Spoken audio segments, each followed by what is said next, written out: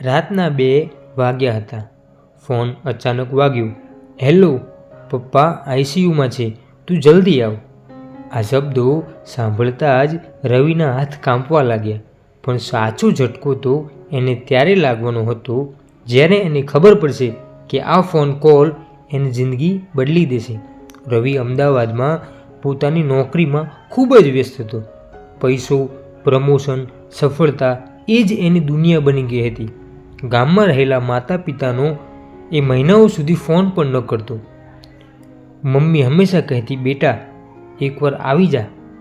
પણ રવિ પાસે સમય જ નહોતો.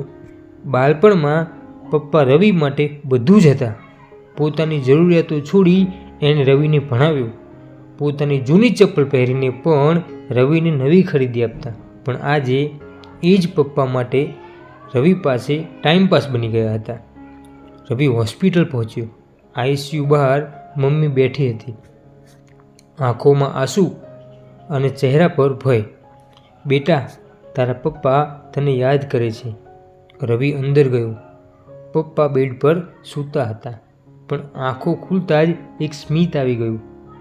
પપ્પાએ નબળી અવાજમાં કહ્યું, બેટા તું આવી ગયો, હવે મને કંઈ જ ચિંતા નથી.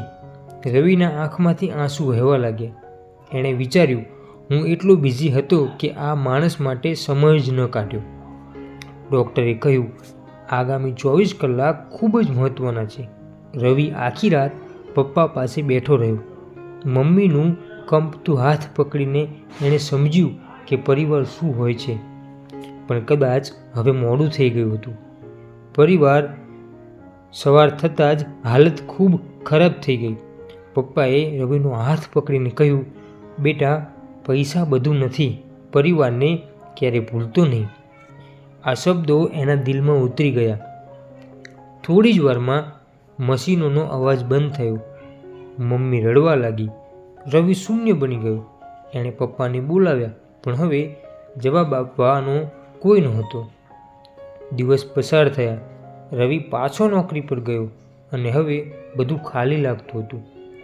ઓફિસમાં બેઠો હોય ત્યારે પણ એણે મમ્મીનો એકલો ચહેરો યાદ આવતો હતો. એક દિવસ રવિએ નિર્ણય લીધો.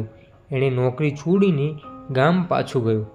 મમ્મી સાથે સમય પસાર કરવાનું શરૂ કર્યું, કારણ કે હવે એને સમજાયું હતું કે જિંદગીમાં પૈસો ફરી મળી શકે છે, પણ સમય અને પ્યાર પાછા મળતા નથી. દોસ્તો, આ વાત તમને કેવી લાગી કોમેન્ટ બોક્સની અંદર ચોક્કસથી જણાવજો. અને આવા જ બીજા વિડીયો જોવા માટે આપણી ચેનલને સબસ્ક્રાઈબ કરજો. જય માતાજી.